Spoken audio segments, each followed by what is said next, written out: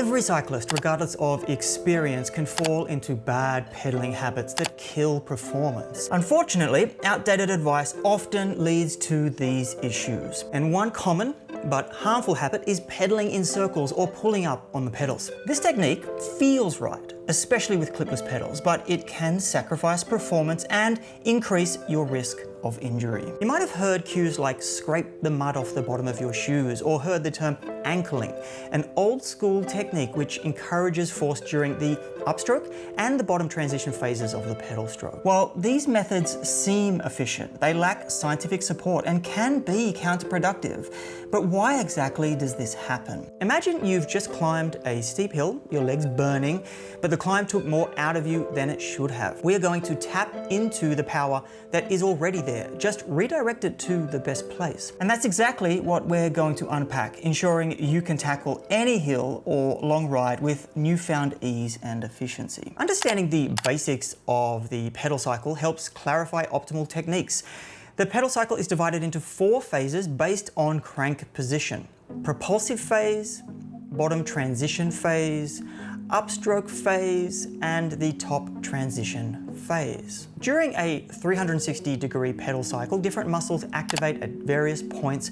The glutes and the thighs dominate the downstroke, the propulsive phase, producing the most torque, and the hamstrings engage during the bottom transition and upstroke phases. Their role is less critical.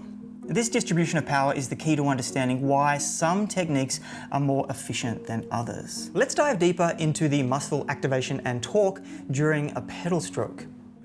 When pedaling, your most powerful muscles, the glutes and the quadriceps, are primarily engaged during the downstroke. This phase, also known as the propulsive phase, is where you generate the most power. The peak torque typically occurs between 90 degrees and 130 degrees of the pedal cycle, and this is where the bulk of your effort should be concentrated. On the other hand, the hamstrings and other muscles involved in the upstroke and the bottom transition phases contribute significantly less to the overall power. Research has shown that focusing on even torque distribution throughout the pedal cycle is less efficient than maximizing power during the downstroke. Now let's explore why the circular pedal stroke is problematic. The idea of maintaining constant pressure on the pedals throughout the entire revolution might sound logical. It feels like you're using every bit of energy. However, this technique can actually detract from your performance and efficiency. Studies, such as those by Korf et al. In 2007, have demonstrated that attempts to actively train the upstroke or to evenly distribute forces across the pedal stroke do not improve and can even hinder performance. And it gets worse.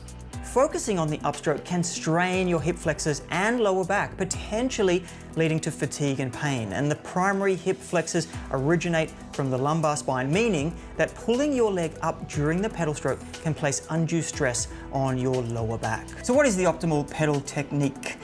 Let's open the door to a more efficient, more powerful cycling technique that can transform your rides. Research comparing different techniques, preferred pushing, circling, and pulling, provides valuable insights here. And you can see the results for gross efficiency here.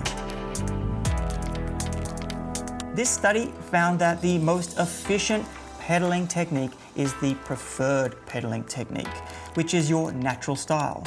And this technique maximizes gross efficiency and strikes a balance between power and practicality. But what does preferred pedaling technique really mean? It means focusing on the downstroke, applying strong force during the propulsive phase and allowing the pedal to return naturally during the upstroke without excessive effort.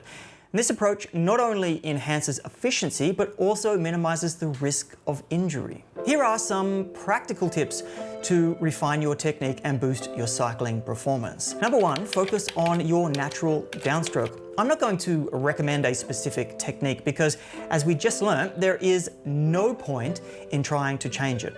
Something as simple as imagining you're pushing the pedals down as if you're stamping on them is the best cue that I'm going to give you. Number 2, avoid pulling up. I will say, put some thought into the upstroke and let the pedal return naturally. Remember, resist the urge to pull up on the pedals as this can strain your hip flexors and lower back. Number 3, strength training. Stop the useless one-legged pedaling drills instead incorporate exercises that strengthen the muscles used in all of the pedal phases. And this helps fend off fatigue and maintains efficiency throughout your rides. Focus on exercises that target all 4 quadrants of the pedal stroke, which is something that I'm now implementing off the back of a great recent study on the topic. Number 4, listen to your body. Pay attention to how your body feels during and after rides. If you experience low back pain or excessive fatigue, it might be a sign that you're overemphasizing the upstroke. By refining your pedaling technique and focusing on your natural downstroke, you can boost your cycling performance. You'll find yourself tackling hills with greater ease, maintaining higher speeds on flat terrain, and experiencing less fatigue on long rides. Plus, adopting the preferred pedaling technique reduces the risk of injury, allowing you to enjoy cycling more and stay on the bike longer. This technique leverages your body's natural biomechanics, making each pedal stroke more powerful and efficient. In the end, cycling performance is all about making the most of your body's natural strength. By focusing on the downstroke and avoiding the pitfalls of circular pedaling, you can unlock your full potential as a cyclist. Remember, the key here is to pedal smart, not just hard.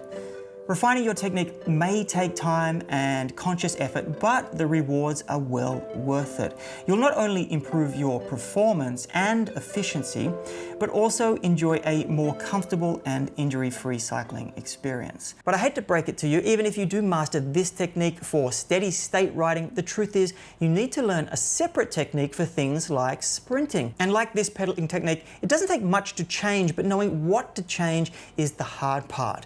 So to learn what this is, watch this video here, because when done right, it will build your sprint from the ground up and really get your sprint to its fastest speed ever.